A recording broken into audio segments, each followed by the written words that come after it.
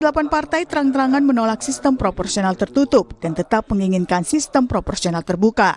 Partai penolak yakni Golkar, Gerindra, Nasdem, PKB, Demokrat, P3, PKS, dan PAN beralasan sikap ini demi menjaga demokrasi pemilu 2024. Yang pertama, kami menolak proporsional tertutup dan memiliki komitmen untuk menjaga kemajuan demokrasi di Indonesia yang telah dijalankan sejak era reformasi. Sistem pemilu proporsional tertutup merupakan kemunduran bagi demokrasi kita.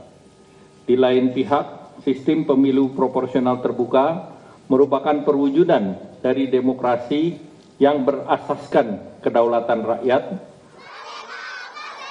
Hanya PDIP yang menyatakan mendukung pengajuan uji materi tersebut. Meski begitu, partai berlambang banteng tersebut menjamin akan mendukung apapun keputusan Mahkamah Konstitusi. Ya pertemuan itu kan bagus, sama dengan kami bertemu dengan rakyat. Itu hal yang biasa di dalam politik untuk saling bertemu. Ya, Ibu Ketua Umum juga. Nah, bedanya kalau Ibu Ketua Umum bertemu dengan para ketua umum itu tidak kemudian dalam pengertian untuk terbuka. Beliau banyak melakukan dialog untuk bangsa dan negara, itu justru dalam suasana yang kontemplatif. Dalam pemilu, sistem pemilihan tentunya menjadi poin penting. Namun, pengawasan tetap menjadi yang utama agar sistem yang dipakai justru tidak menjadi celah penyimpangan. Tim Liputan, Kompas TV. Sistem proporsional terbuka dan tertutup dalam pemilu ini menjadi perbincangan setelah sejumlah pihak menginginkan pemberlakuan kembali sistem proporsional tertutup dengan mengajukan uji materi soal sistem proporsional terbuka yang saat ini berlaku ke Mahkamah Konstitusi. 8 partai menolak sistem proporsional tertutup, sementara PDIP menyatakan mendukung. Lalu apa untung rugi dari sistem proporsional tertutup ini? Kita akan bahas bersama sejumlah narasumber. Ada Wakil Ketua Umum Partai Golkar, Bang Ahmad Doli Kurnia, ada anggota Dewan Pembina Perludem, Mbak Titi Anggraini, dan Ketua DPP PDIP, Bang Andreas Hugo Parera. Selamat pagi, Bang Andreas, Mbak Titi, Bang Doli. Selamat pagi, Mas Tim, Bang Doli, Bang Andreas. Ya. Saya ingin ucapkan selamat pagi, selamat ulang tahun dulu nih ke PDIP. Kebetulan hari ini berulang tahun, kita tahu kita menantikan pidato Bu Mega nih, Bang Andreas hari ini. Sebelum kita ke topik, ada kejutan tidak hari ini? Ya kalau diberitahu sekarang tinggal ada kejutan lagi. Kayak kejutannya nanti kita dengar dari Bu Mega, tapi mungkin sederhananya ada tidak sesuatu yang besar yang akan diumumkan hari ini? Itu saja dulu, paling tidak Bang Andreas. Tiap event pasti ada kejutannya. Oke. Kita tunggulah. Oke, kita nantikan nanti bagaimana pidato Bu Mega yang akan disampaikan hari ini. Kita kembali lagi ke topik kita, yaitu mengenai sistem proporsional terbuka, proporsional tertutup. Ya, saya kembali lagi ke Bang Andreas, tentu saja sebagai satu yang akhirnya berbeda dengan 8 partai tadi. Mengapa masih tetap mendukung ide implementasi sistem proporsional tertutup di Indonesia, Bang Andreas? Ya, mengenai sikap PDI Perjuangan itu memang sejak tahun 2010 ketika setelah perubahan tahun 2008, PDI Perjuangan memang selalu bersikap bahwa kita sebaiknya menggunakan sistem proporsional tertutup. Ada beberapa pertimbangan, terutama yang berkaitan dengan pelembagaan partai politik, kemudian soal kaderisasi, dan itu dilakukan secara konsisten di dalam PDI Perjuangan. Kalau kita bicara pilar demokrasi itu adalah partai politik, maka pelembagaan partai politik itu penting. Bahwa demokrasi Indonesia itu adalah demokrasi perwakilan. Dan perwakilan itu bisa dilakukan melalui dari sistem perwakilan, musyawarah mufakat dari perwakilan itu bisa dilakukan melalui partai politik atau dipilih secara langsung. Nah, Undang-Undang Dasar kita, Undang-Undang Dasar 1945, amandemen ketiga, itu di pasal 22E ayat 3, itu mengatur bahwa peserta pemilu untuk DPR dan DPRD itu adalah partai politik. Okay. Jadi di situ memang aspek kolektivitas di sini dalam hal ini adalah partai politik itu sangat pesan itu sangat kuat gitu. Sementara di pasal 4 di ayat 4 dari pasal 22E Undang-Undang Dasar Amandemen ketiga itu mengatur bahwa peserta pemilu untuk Dewan Perwakilan Daerah itu adalah perseorangan. Jadi ada wilayah perorangan untuk DPD dan ada wilayah partai politik untuk DPR dan DPRD. Itu Undang-Undang Dasar.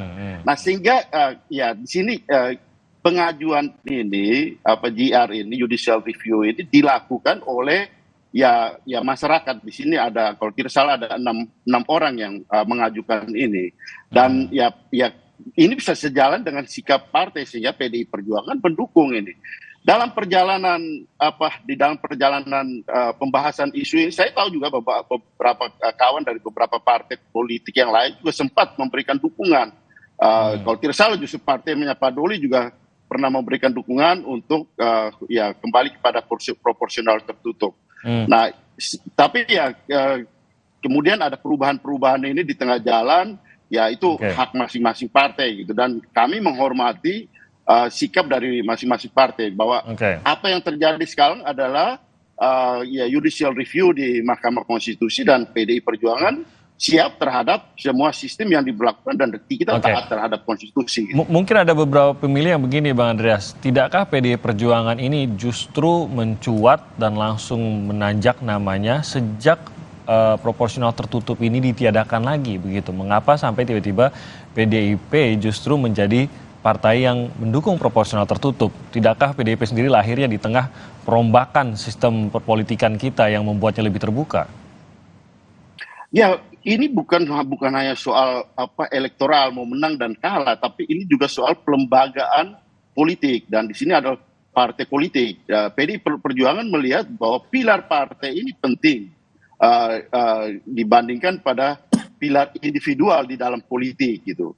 Nah, oleh karena itu aspek kolektivitas yang merupakan pesan daripada Undang-Undang Dasar Amandemen ketiga itu yang kita pegang gitu. Ini sesuai dengan apa yang pesan dari Undang-Undang Dasar itu. Nah, berkaitan dengan pemenangan pemilu PDI Perjuangan tahun 99 ketika proporsional tertutup kita menang. Kemudian kita juga pernah kalah. Kita juga di dalam sistem proporsional terbuka 2014, 2019 kita menang lagi gitu. 2 kali menang berturut-turut. Jadi buat PDI Perjuangan sebenarnya baik di dalam sistem proporsional terbuka maupun tertutup kita pernah menang gitu dan bukan hanya soal menang dan kalah dan soal ingin mencari popularitas di masyarakat dengan mengedepankan pada aspek individualisme ini, tetapi ini lebih pada bagaimana pelembagaan politik di dalam membangun pilar demokrasi dan kita yakin bahwa pilar kepartean itu adalah pilar yang penting di dalam membangun sistem demokrasi perwakilan di Indonesia. Kalau ada pertimbangan ingin ke proporsional tertutup, rasanya memang harus bertanya kepada Partai Golkar yang menjalankannya selama puluhan tahun. Tapi kali ini justru menolak. Menolaknya itu menolak sepenuhnya kah atau memang merasa bahwa sistem ini masih belum siap kalau kita terapkan proporsional tertutup? Ada kelemahannya atau apa sebenarnya Bang Doli? Ya, pertama begini, kalau bicara tentang sikap ya Partai Golkar antara sistem terbuka dan tertutup sebetulnya pertama kita tahun 2012 dan 2014 itu sebetulnya lebih mendorong adanya sistem campuran ya, yang mixed member itu sebetulnya. Nah, kalau bicara tentang soal keinginan kaitan dengan potensi menang atau tidak, kita juga partai yang pernah menang ya, baik itu di orde sebelumnya bahkan di orde reformasi di tahun 2004 dengan tertutup kita menang. Nah, tapi persoalannya adalah pertama kita sudah memberikan ya hak yang begitu luas pada masyarakat setidaknya dalam 3 pemilu ini bahwa mereka itu diberi kesempatan untuk bisa menilai, melihat, mengenal, menganalisis secara langsung orang per orang siapa yang mereka inginkan sebagai pemimpin atau yang mewakili mereka di DPR gitu. Nah, tentu kan ini hak demokrasi yang tentu harus kita jaga menjadi bagian untuk kita merawat pembangunan demokrasi dan politik kita gitu. Nah, kemudian kalau kita bicara tentang penguatan institusi partai politik, saya kira dengan sistem pemilu terbuka yang seperti sekarang ini, ya, di mana dalam Undang-Undang Dasar 1945 dikatakan bahwa peserta pemilu adalah partai politik, ya memang sekarang ini secara formal peserta politik itu adalah partai politik, peserta pemilu itu adalah partai politik, gitu. Nah, tapi kita mempunyai karakteristik tersendiri, dan ini menurut saya keistimewaan demokrasi Indonesia, di mana kita diberi kesempatan untuk, rakyat diberi kesempatan untuk, tadi saya katakan, berinteraksi langsung dengan orang per orang yang diusung mewakili partai politik, yang itu sekaligus menempatkan bahwa partai politik ini menjadi bagian penting dalam demokrasi kita, tidak kita abaikan gitu. Nah, yang berikutnya adalah kalau kita mau bicara tentang perubahan sistem politik, sistem demokrasi kita, atau termasuk sistem pemilu, ya sebaiknya kita bicara tentang perubahan undang-undang, revisi undang-undang secara menyeluruh gitu. Nggak bisa kita berharap cuman perubahan satu pasal, terus kita kemudian mengharapkan adanya perubahan secara mendasar tentang bagaimana kita memperkuat partai politik, memperkuat demokrasi dan segala macam, karena saling keterkaitan itu antara sistem terbuka atau tertutup. Kalau kita bicara tentang yang pembangunan ideal, ya, katakanlah kita ingin menyempurnakan sistem politik demokrasi. Nah, salah satunya adalah misalnya penguatan partai. Nah, itu kan nanti akan bicara tentang juga soal bagaimana undang-undang partai politik dan seterusnya gitu. Nah, makanya kalau kita ingin melakukan penguatan-penguatan itu, lebih baik kita bicara tentang revisi undang-undang. Nah, kami dulu di Komisi 2 sebetulnya udah mendorong itu, ya. Nah, apalagi sekarang perubahan itu terjadi di ujung, ya, di akhir dari persiapan pemilu yang tahapannya sudah dimulai dari 16 Juni kemarin. Semua partai politik, semua masyarakat sudah mengetahui bahwa mereka akan melaksanakan pemilu yang sama, ya, dengan pemilu 2019, 2014 dan 2019. Bang Doli, saya ingin bertanya mengenai pada saat deklarasi 8 partai tersebut, mengapa merasa bahwa memang dibutuhkan deklarasi? Sebenarnya kan untuk tidak mengegolkan itu atau menunjukkan dukungan proporsional terbuka tidak harus dengan berkumpul 8 partai. Apa yang ingin ditunjukkan dengan sebuah display dari 8 partai, ketua-ketuanya atau pemimpin-pemimpinnya berkumpul dalam satu tempat untuk menyatakan hal yang sebenarnya mereka sudah nyatakan masing-masing? Ya, ini kan udah menjadi wacana di publik. Ya, dimulai waktu itu pernyataan Ketua KPU yang mengatakan bahwa mereka mendapat sinyal, ya, kemungkinan akan diterapkannya sistem proporsional terbuka tertutup, kembali ke tertutup pada pemilu 2024. Nah, waktu itu kritik kita pertama, saya waktu itu, ya sebaiknya KPU itu nggak memberi komentar apa-apa tentang ini, karena dia adalah pelaksana undang-undang, gitu, ya kan? Kalau tadi misalnya sebelum ini dijelaskan, ya, kami memang harus mempersiapkan mana yang membuat mana kelemahan dan kelebihan sistem terbuka, mana tertutup, ya itu kalau diundang di MK, nggak perlu ngomong di publik, gitu. Ini kan ini kan memberikan dalam tanda petik kekisruhan politik yang harus kita luruskan, yang harus kita klarifikasi. Makanya dalam pernyataan-pernyataan itu kan salah satunya adalah meminta supaya penyelenggara pemilu ini tetap independen dan fokus pada pekerjaannya sebagai pelaksana undang-undang. Jangan terlibat gitu. Ya, urusan terjadinya perubahan sistem itu cuma ada di 3 lembaga, ya kan. Pertama itu kalau bicara tentang revisi undang-undang itu melibatkan DPR dan pemerintah. Kemudian yang kedua, kalau Perpu itu pemerintah dan juga termasuk DPR. Nah, kalau misalnya ada judicial review di Mahkamah Konstitusi. Nah, 3 institusi ini aja. Nah, kita juga sekaligus menyampaikan kepada Mahkamah Konstitusi bahwa Mahkamah Konstitusi pernah, ya, memutuskan persoalan ini, perkara yang sama tahun 2008 yang menegaskan bahwa Indonesia memang menerapkan sistem proporsional terbuka seperti yang dituangkan dalam Undang-Undang Nomor 7 tahun 2017 sekarang ini. Jadi kita mau meluruskan sehingga gini, masyarakat kan harus jadi jangan dibuat bingung juga gitu loh. Kalau ada penyelenggara mengatakan itu kan banyak juga tafsir-tafsir muncul, loh ini gimana jadinya pemilu kita ini mau seperti apa. Nah itu yang kemudian harus kita jelaskan ke masyarakat. Oke. Saya ke Mbak Titi. Mbak Titi, benarkah penerapan atau beralih ke proporsional tertutup itu sama dengan kemunduran? Justru mungkin ada yang beberapa melihatnya begini, kalau sampai kita itu menyetujui dan mampu melaksanakan proporsional tertutup, itu namanya kemajuan, berarti partai berhasil mengkaderisasi, menunjukkan kader, berhasil menunjukkan kaderisasi yang transparan, dan pemerintah berhasil membuat sebuah sistem yang lebih lugas, yang lebih efektif dan lain-lain.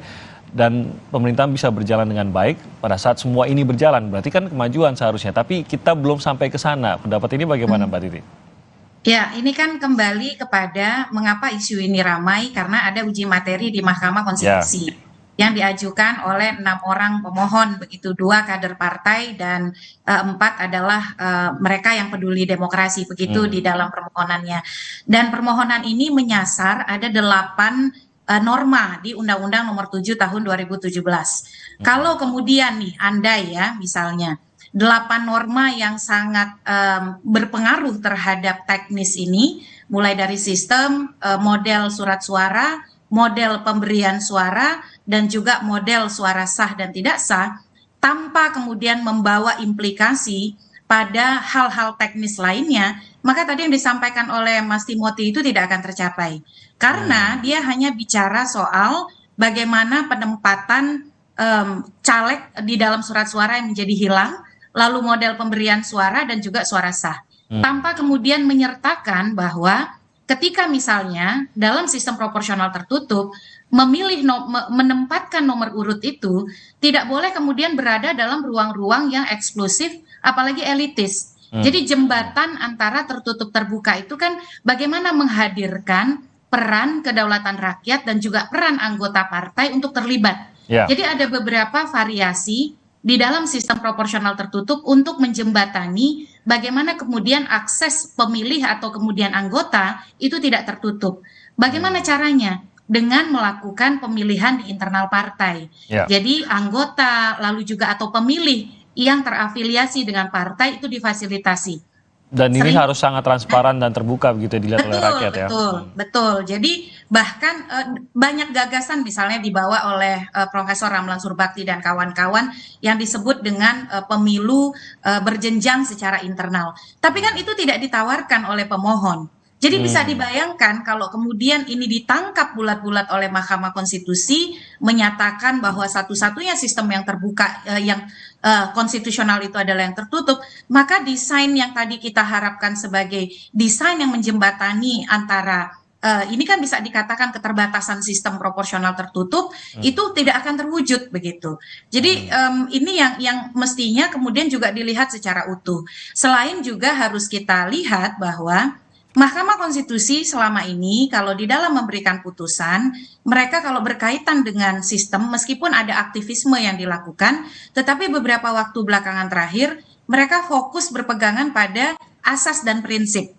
Contohnya saja, ketika Perludem mengajukan soal model keserentakan pemilu, kami menggunakan argumentasi penguatan sistem presidensil, lalu juga memudahkan pemilih, penyelenggaraan yang berintegritas dan berkualitas. Keluarlah putusan 55 tahun 2019. Di sana Mahkamah mengatakan bahwa masalah model keserentakan itu adalah open legal policy, terserah pembentuk undang-undang.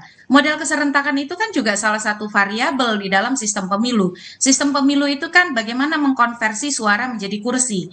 Metode pemberian suara itu salah satu saja dari variabelnya. Variabel lainnya ada besaran daerah pemilihan, lalu ambang batas parlemen, dan lain sebagainya. Nah, di putusan 55, Mahkamah mengatakan model keserentakan itu diserahkan kepada pembentuk undang-undang. Tapi Mahkamah menyatakan ada 5 rambu, 5 pakem yang harus dipatuhi oleh pembentuk undang-undang sehingga pilihan itu betul-betul dibuat secara demokratis dengan partisipasi masyarakat yang bermakna, meningkatkan kualitas dan derajat penyelenggaraan pemilu dan lain sebagainya. Jadi kalau boleh dihubungkan di antara keduanya, yang pertama satu, demokratis atau tidak, hulunya itu sebenarnya ada di partai politik. Jadi kalau partai politiknya tidak berbenah, partai politiknya elitis, lalu kemudian tidak membuka ruang daulat anggota, karena kan kedaulatan partai itu ada di anggota ya, Iya. bukan pada elit. Maka pilihan apapun sistem kita pasti dampaknya akan ya ujung-ujungnya juga tidak menjawab persoalan yang ingin dijawab. Nah, yang kedua, apapun pilihan sistemnya, tapi kalau penyelenggara pemilunya curang, tidak kredibel misalnya dan tidak berintegritas, ya itu juga akan jadi problem baru. Nah, yang terakhir itu soal pengawasan dan penegakan hukum, serta tentu di dalamnya juga soal pendidikan politik, kepemiluan bagi warga negara itu juga menjadi satu paket. Nah, tapi Oke. saya ingin terakhir sebelum ini menggarisbawahi ya bahwa terkait dengan proses yang sekarang berjalan di pemilu 2024, desainnya itu memang sudah dijalankan berdasarkan desain pemilu dengan proporsional terbuka. Jadi Oke. tidak bisa hanya mengganti begitu saja tanpa menghitung dampak elemen teknis. Jadi tidak sesederhana itu.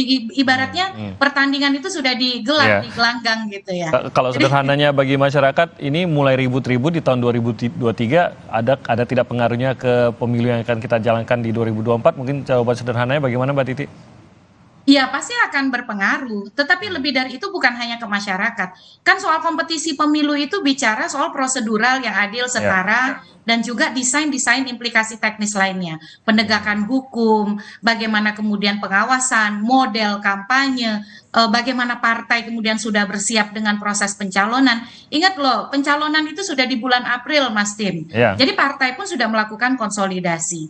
Tetapi lebih dari itu saya kira kita tidak bisa kemudian melihat ini ansih hanya soal ganti buka tutup. Ya, ya. Jadi kita harus melihat implikasi teknisnya dan ini harus dibahas secara terbuka, transparan, demokratis dengan partisipasi yang melibatkan semua pemangku kepentingan. Jangan memindahkan proses perdebatan yang harusnya dilakukan oleh pembentuk undang-undang dengan melibatkan pemangku kepentingan secara holistik ke gedung Mahkamah Konstitusi hanya karena kita gagal mengubah undang-undang begitu. Iya, ini tidak mungkin dan tidak bisa dilakukan secara terburu-buru. Kita akan lanjutkan lagi pembahasan ini usai jeda. Tetap bersama kami di Sapa Indonesia Pagi.